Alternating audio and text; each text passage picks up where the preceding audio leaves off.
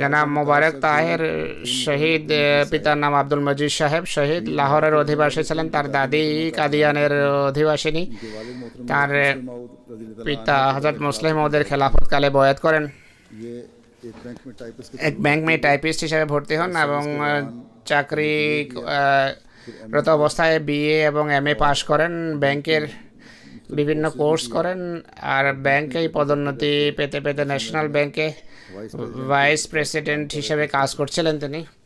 আর senior প্রেসিডেন্টের পদোন্নতিও তার হওয়ার ছিল। ব্যাংকের সর্বশ্রেষ্ঠ কর্মী হিসাবে পুরস্কার পেয়েছেন মৌলানা দোস্ত মোহাম্মদ শহীদ, দোস্ত মোহাম্মদ শাহেদ সাহেবের জামাতা ছিলেন। শাহাদতের সময় বয়স ছিল 57 বছর। নায়েব কায়েদ নাজেম তালিম দারুজ জিকির তিনি খিদমত করছিলেন। আল্লাহ তাআলার ফজলে মুসি ছিলেন।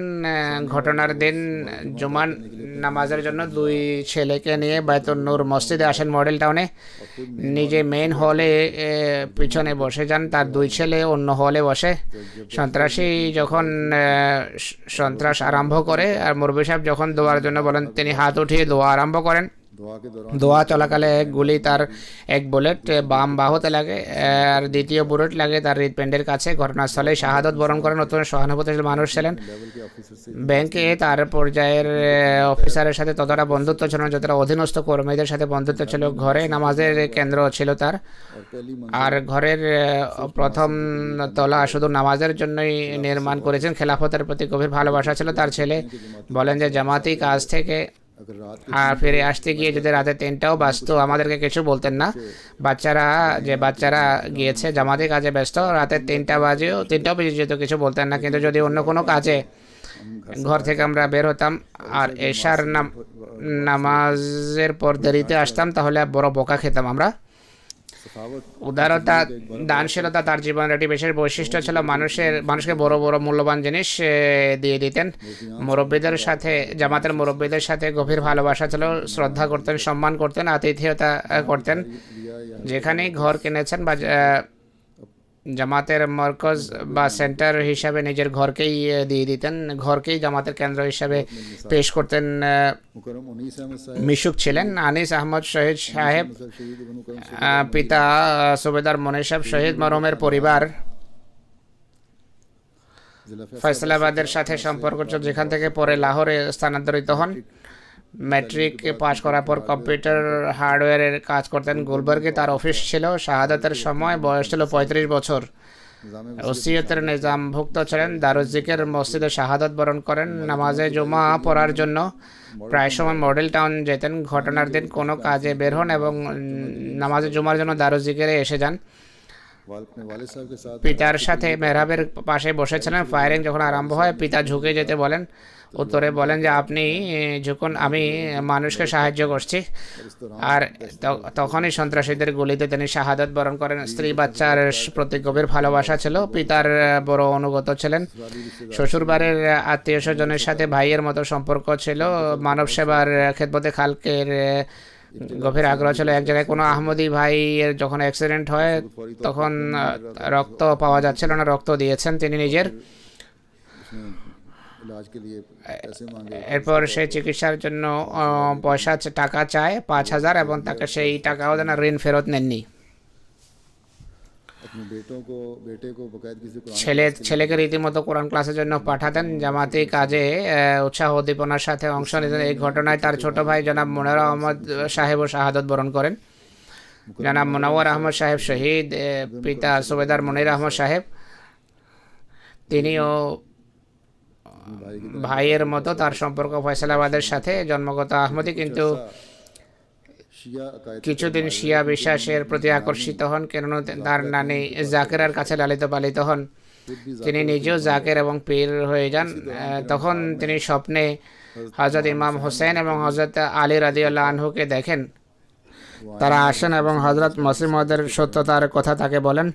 তখন তিনি পুনরায় বয়াত করেন এবং জামাতের বড় কর্মঠ সক্রিয় কর্মী হয়ে যান। নেক ফিতর ছিলেন। আল্লাহ তাকে পথ দেখান। জামাত আহমদিয়ার গভীর জ্ঞান রাখতেন।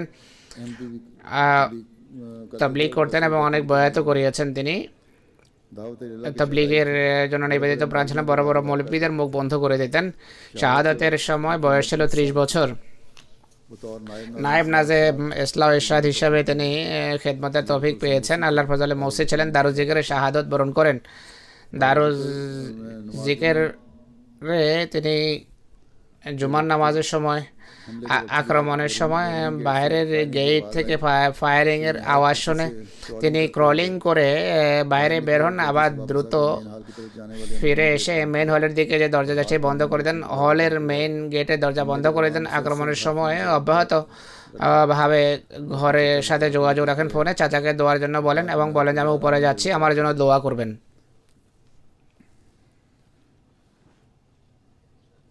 প্রত্যক্ষদর্শী বলেন যে আক্রমণের প্রথম থেকে হলে আসেন উচ্চস্বরে বলেন যে যদি কারো কাছে অস্ত্র থাকে আমাকে দেন, কেননা সন্ত্রাসী ভিতরে এসেছে। মসজিদে আহমদিরা তো নামাজ পড়তে এসেছে, অস্ত্র নিয়ে আসেনি। এরপর ভিতরে যখন মানুষ আহত হয়, সন্ত্রাসী যখন এরপর হল থেকে উপরে যায়, তিনি ক্রলিং করে আহত বুজুর্গদের তিনি পানি খাওয়ান। পুলিশ এবং প্রশাসন এই আপত্তি করছিল যে আপনারা কেন অস্ত্র নিয়ে আসেননি। আহমদের তো এটি কাজ, তারা অস্ত্র নিয়ে বসতে পারে, কিন্তু আহমদিয়া নয়। বা পুলিশ যদি বলে যে আমরা কিছু করব না, আত্মরক্ষার ব্যবস্থা নিজেরাই করো। তিনি সুযোগ তালাশ করছেন সন্ত্রাসীকে ধরার।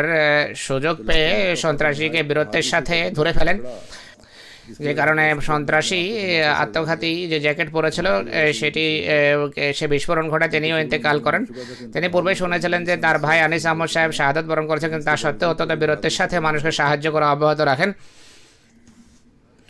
তার ঘরের বাইরে দীর্ঘদিন থেকে তাদের বিরুদ্ধে পোস্টার লাগানো হচ্ছিল।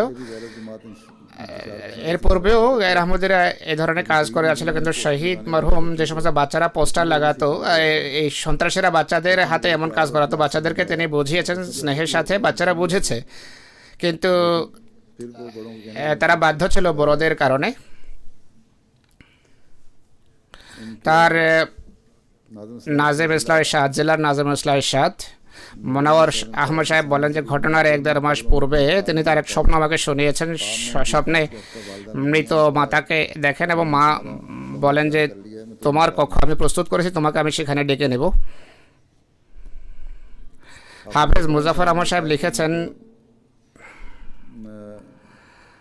যে তিনি তার আত্মীয় স্বজনকে পূর্বেই অবহিত করেছেন, বরং গত বছর তার বিয়ে হয়। স্ত্রীকে প্রথম দিনেই বলেন যে আমি তো শহীদ হয়ে যাব, তাই আমার শাহাদতের পর তুমি হা হুতাশ করবে না।